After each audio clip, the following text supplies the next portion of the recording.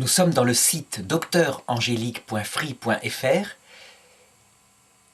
et dans ces leçons de philosophie à l'école du Père Marie-Dominique Philippe en vue de la lecture de saint Thomas d'Aquin.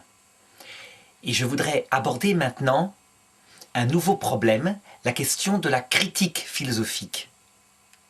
Dans cette leçon introductive, je voudrais analyser ce que c'est que cette critique.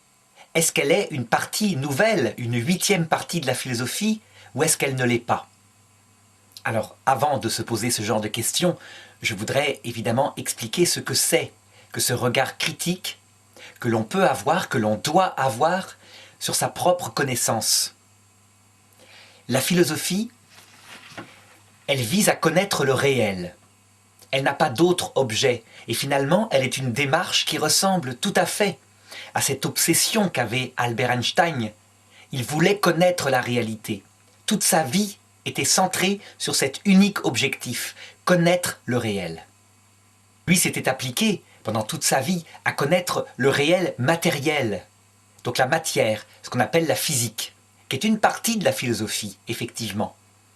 Il était beaucoup moins passionné par les autres parties de la philosophie, les 6 autres parties de la philosophie qui sont, en particulier, connaître l'activité de l'homme dans son travail, connaître et agir dans le domaine éthique, c'est-à-dire par rapport à d'autres personnes. Sous ce rapport-là, Albert Einstein était même quelqu'un qui sans doute a eu des torts. Il ne s'est pas très bien comporté avec ses proches. Il avait principalement cette recherche spéculative qui prenait toute son énergie. Il y a aussi une connaissance et une action d'ordre politique. Là-dessus, Albert Einstein s'est davantage intéressé, même si sa réflexion était fort idéaliste et qu'il avait du mal à aborder la question du réel pragmatique, bien qu'il l'ait fait à un moment donné, lorsqu'il croyait que le nazisme allait se procurer en premier la bombe atomique et qu'il en avertit le Congrès américain. Dans la philosophie, on veut connaître le réel selon toutes ses dimensions, et donc il y a des dimensions d'ordre spéculatif. Ce n'est plus seulement connaître pour agir, c'est vraiment connaître pour connaître. Et là, c'était un domaine où il se passionnait particulièrement. Donc en particulier, la physique, donc le fait que toutes les réalités qu'on expérimente ont un corps, ça l'intéressait beaucoup. Par contre, le domaine du vivant, qui est moins mathématique, qui est plus souple, qui implique une intelligence différente. Ça, il ne s'y est pas beaucoup intéressé. Il y a une science qui étudie l'être humain et aussi les réalités en tant qu'elles sont vivantes. Et puis, le 6e domaine de la connaissance, c'est le fait que les réalités existent, tout simplement. Les étudier en tant qu'elles sont. Qu'est-ce que c'est que exister? Au terme de ces 6 parties de la philosophie, l'homme se pose la question du sens de tout cela, du sens radical. Est-ce que tout cela a été créé? Est-ce que tout cela est voué au néant, ou au moins à la dispersion, tel que peuvent le montrer les physiciens, ceux qui sont en pure physique? Eh bien, Albert Einstein, lui, ne s'était pas contenté de cela, observant un ordre intelligent. Dans la matière qu'il observait, il disait à la fin de sa vie qu'il cherchait à connaître Dieu, sans préciser plus que cela ce qu'il entendait par Dieu. Et sans doute c'était un Dieu non personnel, un Dieu à la manière d'Aristote, le premier moteur de l'univers, celui qui avait mis cet ordre à l'univers. Donc Albert Einstein n'était pas un fervent dans sa religion native, à savoir le judaïsme. La révélation de Dieu, il ne s'y intéressait pas trop. Et cette sagesse qui cherche à savoir le sens ultime de la vie et à connaître l'existence de Dieu, la survie de l'âme après la mort, cette sagesse forme une 7e partie de la philosophie.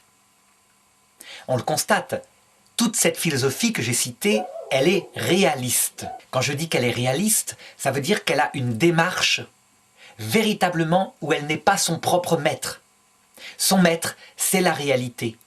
Et elle peut se servir de toutes les méthodes possibles, sauf évidemment l'opinion non démontrable, comme la révélation. Toutes les méthodes possibles afin d'atteindre ce qui l'intéresse, son objet, la réalité. Évidemment, la question qui se pose dès le départ, dès qu'on commence à rechercher la réalité, c'est de savoir si on peut l'atteindre vraiment, et jusqu'à quel point on peut l'atteindre vraiment. En effet, s'il était absolument impossible de ne rien atteindre de la réalité, si notre pensée était complètement dans l'illusion, eh bien, il n'y aurait pas de philosophie réaliste. Et c'est ce que certains ont soutenu. Certains philosophes, en considérant que la réalité, qui était objectivement devant soi, était toujours perçue à travers un médium, le sujet qui perçoit, en étaient arrivés à dire qu'on ne pouvait absolument pas connaître rien de la réalité. On peut dire que ces philosophes-là avaient mis à la base de leur recherche la question de la critique. Et leur question critique consistait à suicider dès le départ la possibilité même de faire une recherche en philosophie réaliste. Cependant, soyons justement réalistes. Avant d'aborder la question de savoir si, comment dirais-je, on atteint quelque chose du réel, il est évident que de manière primordiale, et c'est ce qui se passe chez les petits-enfants, on commence par connaître le réel. On a une attitude d'ouverture par rapport à nos sensations. Le petit enfant, au départ, il perçoit des taches de couleur. Et il ne se pose pas des questions critiques. Mais on dira, il ne fait pas de philosophie, il est dans la perception pure. Oui, mais quand, au bout d'un certain temps, il progresse et qu'il se met à poser des questions, juste avant l'âge de raison, et pourquoi ceci, papa, et pourquoi cela, papa, eh bien, il n'est pas dans la critique, il est d'abord dans la confiance. On lui donne des explications, et il y a comme une enfance de la pensée qui fait qu'on fait confiance.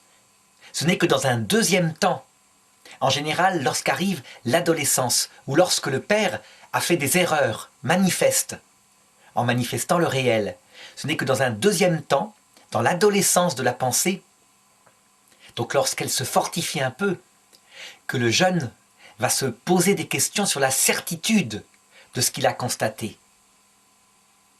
S'il n'avait absolument encore rien perçu, s'il était un peu comme dans la caverne de Platon, tourné vers le fond de la caverne avec uniquement des ombres, on pourrait dire, de manière plus rapide, que la critique pourrait être première.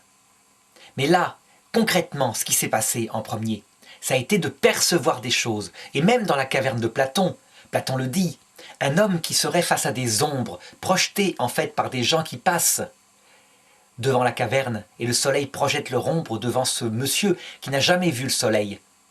Eh bien, d'abord, il croit que ces ombres sont la réalité.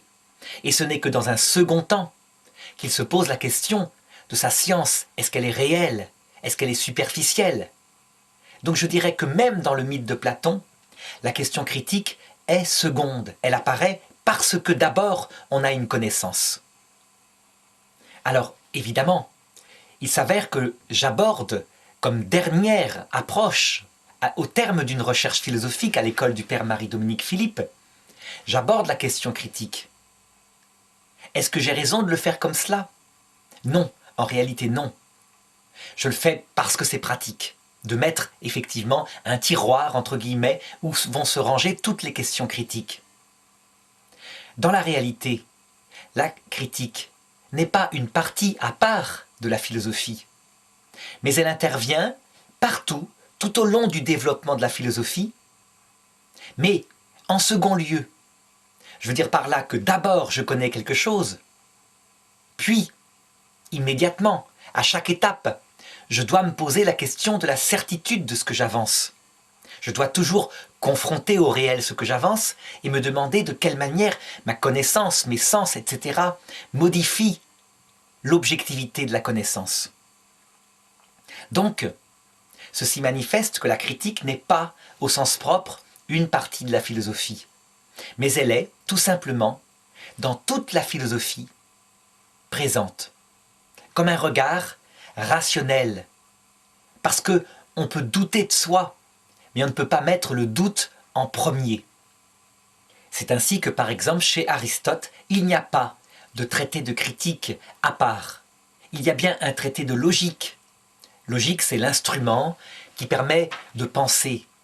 Donc on apprend à bien raisonner, à ne pas faire des raisonnements qui marchent sur leur tête, comme on pourrait dire. Donc ça, il le développe dans un livre qu'il appelle l'Organon. Par contre, sa pensée critique n'est pas à part. Elle est présente tout au long de son œuvre lorsqu'il se pose des objections par rapport à ce qu'il avance. Face à Platon, par exemple, qui lui avait élaboré une théorie comme quoi l'homme connaissait tout à sa naissance parce qu'il avait eu une vie antérieure et qu'il avait été condamné, suite à un péché originel, à vivre dans un corps pendant un certain temps. Donc face à Platon, qui disait qu'en fait toutes nos connaissances étaient simplement des réminiscences, on remettait à la conscience des choses qui étaient présentes en nous inconsciemment, là, Aristote avait développé une critique en se demandant comment se faisait-il que la démonstration de Platon, pour ce fait-là, ne marchait pas. Platon prétendait qu'en prenant un petit enfant de 5-6 ans, on pouvait arriver, en lui posant des questions judicieuses, à lui faire poser des conclusions extrêmement scientifiques qui étaient au-dessus de son âge. Et ça lui semblait montrer, justement, qu'il y avait, comment dirais-je, une vie antérieure. Aristote démontre qu'en fait, c'est tout simplement par la logique. C'est-à-dire qu'en donnant dans la question les prémices de la réponse, bien l'enfant va trouver la réponse. Si par exemple je dis à un enfant, « Regarde, tu sais bien, tout homme sans exception est mortel. Or toi, qu'est-ce que tu es? Est-ce que tu es un être humain ?» L'enfant va répondre « Oui. » Donc, à ton avis, est-ce que tu es mortel? Ben, l'enfant va répondre « Oui. » Alors Platon va dire « Voyez, il sait, alors qu'il n'a jamais expérimenté la mort. Il sait qu'il est mortel, c'est donc qu'il l'a su avant d'être condamné à vivre dans ce corps. » Aristote montre l'inverse, et là, il fait une démarche critique. Cependant, la philosophie réaliste, ça ne consiste pas à passer son temps à s'opposer à des penseurs qui ont précédé et qui ont pu dire des bêtises. La philosophie réaliste, je le disais, elle a comme but la connaissance de la réalité en premier. Et ce n'est qu'en passant, parce qu'on lui présente des objections à cause de ce grand maître qu'est Platon, que Aristote est contraint de faire, comme on pourrait dire, un annexe à sa recherche sur la connaissance humaine. Juste après la mort d'Aristote, il y aura en philosophie grecque quelqu'un qui mettra la critique en premier. C'est un monstre philosophique, on pourrait dire, qui apparaît et qui est réapparu à notre époque moderne. Il s'agit du pyrrhonisme. Le pyrrhonisme, c'est un scepticisme absolu. Ce sont des gens qui sont là et qui disent « on ne peut absolument atteindre aucune vérité. Notre connaissance en est incapable. On ne connaît que sa propre perception, et c'est tout, pas plus que cela. » Il est possible que le scepticisme des pyrrhonistes vienne d'une réaction à la passion qu'avait à l'époque la Grèce à la suite d'Aristote pour la recherche de la vérité. Souvent, quand on passe trop de temps dans sa jeunesse à faire quelque chose, quand on le fait avec excès, il peut y avoir une réaction inverse qui dégoûte de cette recherche pour se donner à autre chose. Si on prend l'exemple du Moyen-Âge et de la Renaissance dans les pays chrétiens, après saint Thomas d'Aquin, dans les successeurs qui enseigneront la philosophie à la Sorbonne et dans d'autres universités européennes, on verra disparaître toute notion de critique. Je veux dire par là que, très souvent, on fait de la philosophie comme on fait de la théologie. Ça veut dire que, lorsqu'on est confronté à la recherche sur une réalité qu'on pourrait expérimenter, on préfère l'autorité de l'auteur imbattable, le philosophe, Aristote en l'occurrence, pour ceux qui suivront saint Thomas d'Aquin. On raconte l'anecdote suivante d'étudiants qui voulaient savoir en biologie combien de dents avait une vache. Eh bien le professeur, il alla voir dans Aristote. Et l'élève, paraît-il, qui lui opposa le lendemain qu'il était allé voir dans la bouche d'une vache, se fit rudement rudoyer. Parce que l'autorité d'Aristote était première, elle ne pouvait pas être comme ça bafouée, et que c'était un petit orgueilleux à passer outre le grand maître. L'absence de critique absolue qui est là est un problème, un véritable danger pour l'intelligence. En fait, c'est une confusion méthodologique entre la théologie révélée, qui effectivement fait confiance à une autorité, l'autorité qui vient du ciel, dans un acte de foi, et puis la démarche philosophique qui, elle, est fondée sur l'expérience, donc qui fait confiance au réel, avant de faire confiance à des auteurs. Eh bien, évidemment, face à un tel excès, face à une telle décadence de la pensée philosophique, il y eut une réaction. Et la réaction, celui qui l'introduit, c'est Descartes. Descartes, au départ, il n'est pas comme Pyrrhon dans une réaction passionnelle de rejet de toute vérité. C'est pas ça son problème. Lui, il veut, comme mathématicien, comme scientifique, démontrer de manière définitive que ce qu'on perçoit avec ses sens existe réellement et que nos sens ne nous trompent pas. Seulement, il n'est pas un homme réaliste, il est un homme qui réfléchit dans son esprit. Il vit d'ailleurs, il réfléchit, il fait ses livres enfermé dans son poêle pour avoir bien chaud. Le poêle, c'est évidemment une pièce chauffée. Et il élabore des raisonnements. Et son premier raisonnement, son premier doute, son première démarche, consiste à douter de manière absolue de tout ce que ses sens lui disent. Il dit ceci: qu'est-ce qui me prouve que je ne rêve pas? Peut-être qu'il y a un petit diable qui, quelque part, met sans arrêt devant mes sens des réalités pour me faire croire qu'elles existent. Donc, je dois douter. Et après, il entreprend sa démarche, qui passe par la découverte de Dieu, pour prouver qu'en fait mes sens ne me trompaient pas, parce que Dieu est bon, et que s'il est bon, il ne peut pas me tromper complètement. Seulement, on le voit, il introduit une nouvelle manière de faire qui n'est pas le réalisme. C'est une manière de faire qui met en premier la critique et qui met en premier la puissance de raisonnement de l'intelligence. C'est une manière de faire qui aura malheureusement des successeurs sans qu'il l'ait voulu, à savoir des gens qui établiront des théories dans leur intelligence, des théories parfaitement logiques, et qui après, au lieu de la critiquer en la confrontant au réel, iront l'imposer au réel, et si le réel résiste, iront détruire le réel parce qu'il ne correspond pas à leur monde idéal. C'est ce qu'on appelle les utopies, toutes ces utopies du XXe siècle qui ont fait des millions de morts. Si quelqu'un comme Lénine ou Staline avait utilisé une critique philosophique réaliste lorsqu'ils étaient confrontés au fait que leur système ne marchait pas, parce que, en donnant à tout le monde un salaire égal quoi qu'il arrive, ils voyaient, ils constataient de leurs yeux que les gens tiraient au flanc. Quand on créait des fermes collectives immenses, pour produire, ça devait marcher sur le papier, produire de l'agriculture de manière extraordinaire en Russie, et dans une justice sociale. Il aurait pu se rendre compte que lorsque la moisson arrivait, personne n'allait la ramasser si c'était le week-end, puisque de toute façon on serait payé. Et par contre, les petites dachas avec le jardinet de quelques mètres carrés, qui étaient cultivés par l'ouvrier pour sa famille, avec quelques pommes de terre, produisaient plus que toutes les grandes fermes collectives de la Russie. Il aurait pu se rendre compte qu'il y avait un problème, qu'en fait, un homme ne travaille pas pour le collectif, il travaille pour sa famille. Ça lui donne de l'énergie. Et il veut en tirer des fruits. S'il travaille beaucoup, il veut en recevoir un salaire qui correspond. Alors il aurait changé son système. Il l'aurait critiqué. Au lieu de ça, il critiqua l'homme. Et ce sont les procès de Moscou. La critique s'applique à ceux qui sont des traîtres sociaux. Et ils doivent confesser leurs péchés. Ils doivent faire un examen de conscience public. Et après, ils sont rééduqués et souvent exécutés parce qu'ils sont irrécupérables. On le voit, dans les idéalismes, la critique ne porte plus sur la pensée, elle porte sur le réel. On ne veut pas changer sa pensée, c'est le réel qu'on veut changer.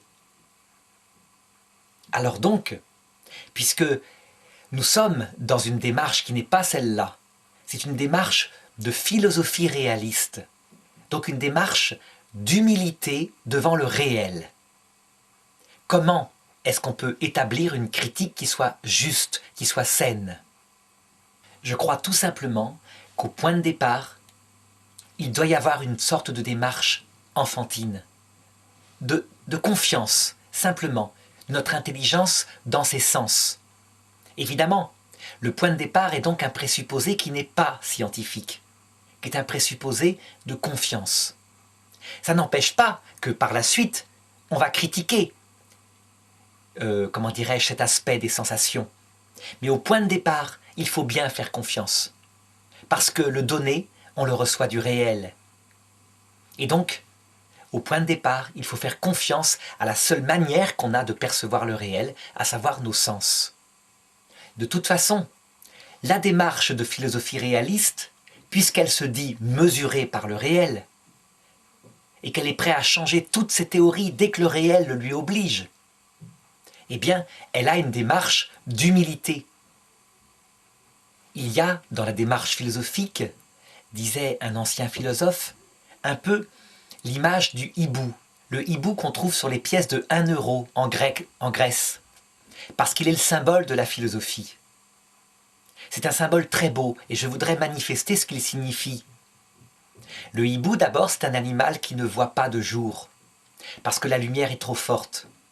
Eh bien, le philosophe ressemble à un hibou en ce sens qu'il sait parfaitement, dès le départ, très rapidement, sans illusion, qu'il ne pourra pas maîtriser la totalité du réel. Il suffit de regarder simplement la plus petite des réalités vivantes, une amibe par exemple. Une amibe, actuellement, avec toute la science moderne, on ne sait pas comment elle fonctionne.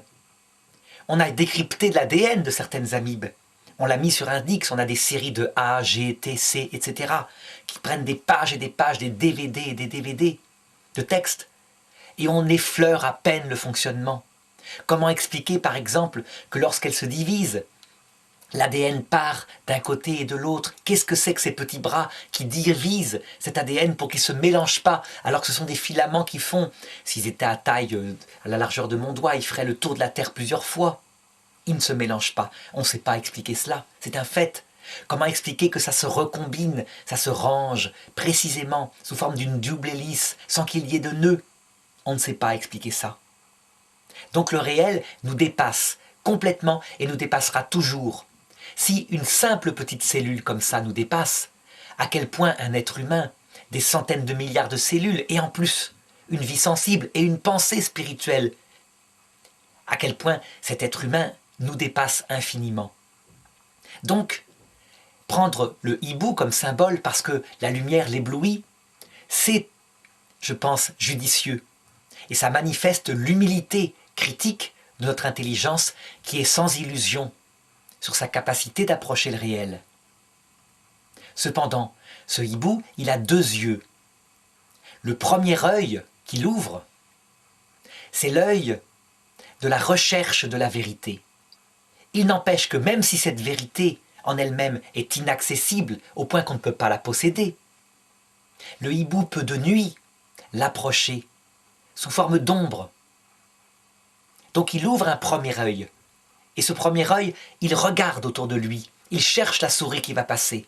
Et son mouvement, il la voit. Il ne prétend pas que lorsque cette souris passe, il connaît l'essence de cette souris.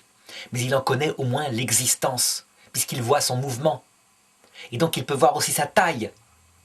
Il faut admettre, avec le philosophe, que même si on ne maîtrise pas la totalité de l'essence du réel, on peut en connaître certains aspects.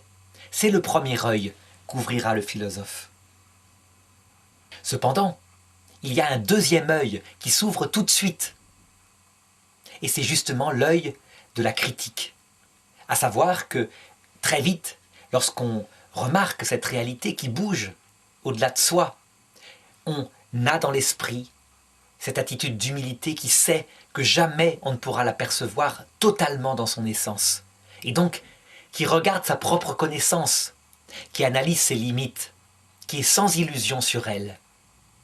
Je dirais que le philosophe, finalement, avec ses 2 yeux qui sont en même temps ouverts, il voit en relief, comme le hibou, il ne se trompe pas. Si un des 2 yeux se ferme, ça ne va plus. Si par exemple, l'œil qui regarde la réalité se ferme et qu'on observe uniquement l'œil de la critique, ce sont les démarches des sceptiques qui a priori disent « Oh, puisque tout passe par ma perception, par mes sens qui changent la réalité, je ne peux rien connaître. » Et du coup, ils se vautraient dans autre chose. Ils ne cherchaient plus la réalité. Ils tuaient, ils suicidaient, comme le fit Kant, un autre philosophe, mais cette fois qui est moderne, il suicidait la philosophie dès le départ. Si au contraire, on n'ouvre que l'œil de la réalité et qu'on oublie complètement l'œil de la critique, on croit qu'on possède la réalité, on croit qu'on la maîtrise, parce qu'on en connaît un petit peu la surface. Et on tombe dans un orgueil intellectuel. Je voudrais raconter à cet égard une anecdote qui manifeste comme l'orgueil intellectuel peut, comment dirais-je, guetter le philosophe. Je me rappelle d'une personne, psychologue, qui un jour me disait comme cela, « Moi, il suffit que je parle 2 minutes avec une personne et je connais son comportement entièrement, je sais ce qu'elle fera, je sais exactement quel sera le devenir de sa vie et tout cela. » Moi j'étais jeune quand elle m'avait dit ça et j'avais eu des doutes. Je m'étais dit, c'est pas possible. Les personnes montrent un extérieur. Elles ne se dévoilent pas comme cela.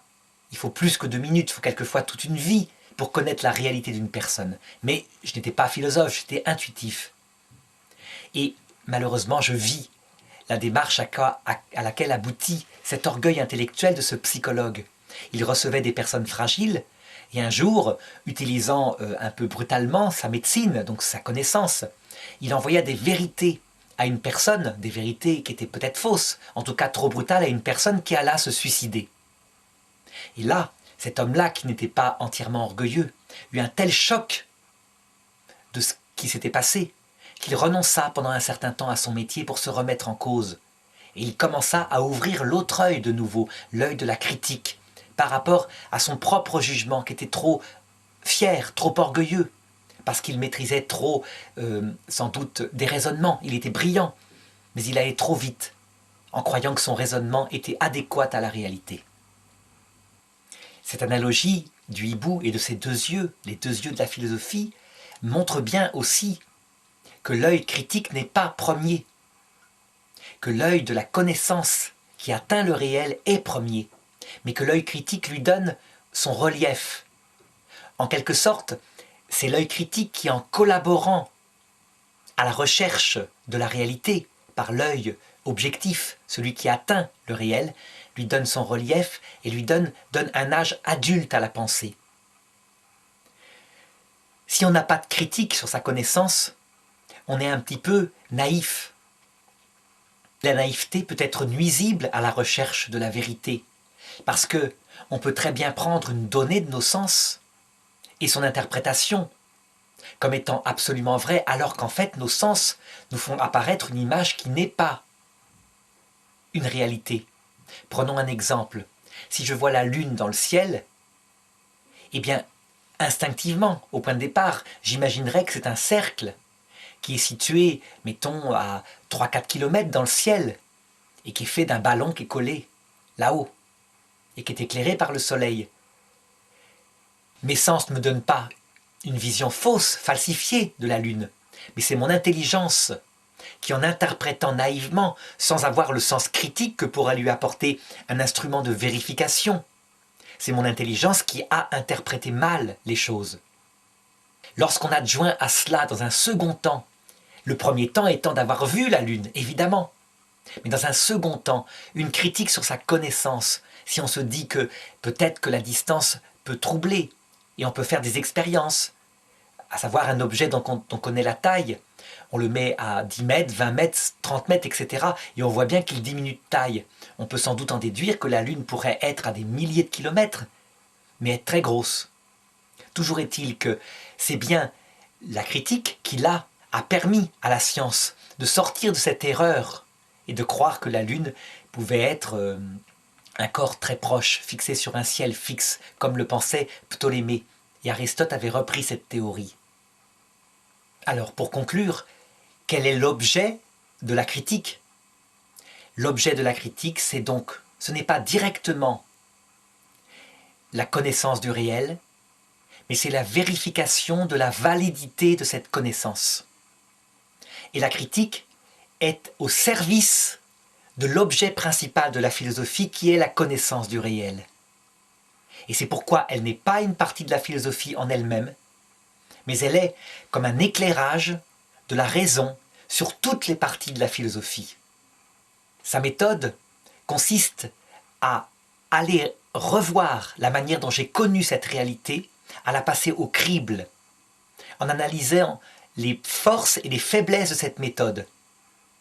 Sa méthode à la critique consiste à chercher quelle est la meilleure méthode qui permettrait d'approcher le réel, celle qui serait la plus de ne pas faire d'erreur. Alors quelle sera, en conséquence, la première question que se posera la critique? Eh bien, je pense que, puisque la philosophie, au point de départ, est fondée sur l'expérience, je pense que la critique regardera la validité de cette expérience, ses forces et ses limites. Elle devra donc regarder d'abord nos sens, mais en même temps, parce que l'expérience, ce n'est pas seulement les sens, elle devra regarder l'unité que fait notre intelligence en s'appuyant sur ces sensations. Il peut y avoir une certaine critique des sensations en elles-mêmes. On peut être malade, on peut percevoir des choses que, par exemple, qui n'existent pas réellement. C'est ce qu'on appelle des hallucinations. Mais pour une expérience en elle-même, ce ne sont pas seulement les sensations. C'est l'union de nos sensations avec notre intelligence. Notre intelligence s'appuie sur les sensations et elle est capable de poser un jugement d'existence. Et donc je pense que la première question que doit se poser la critique, c'est justement la possibilité, la qualité de ce jugement sur l'existence des choses. Mais pas seulement sur leur existence, sur aussi leur qualité propre. Lorsqu'on dit « ceci existe » en voyant passer une tache de couleur, est-ce qu'on est sûr de ce qu'on dit? Et lorsqu'on dit « ceci est un chat », donc en posant une quiddité, en identifiant la réalité qui est passée, est-ce qu'on est sûr de ce qu'on dit et dans quelle mesure on en est sûr? Je pense que ce sera la première question de la critique. Évidemment, il y en aura bien d'autres, puisque, comme je l'ai dit, la critique accompagne la totalité de la connaissance philosophique. On peut dire, pour conclure cette leçon, qu'elle est comme un fondement qui permet, lorsqu'on la pratique, la critique, d'avoir confiance, une certaine confiance, modérée, intelligente, dans sa propre connaissance, une confiance humble. Et donc c'est une attitude qui rend adulte celui qui pense.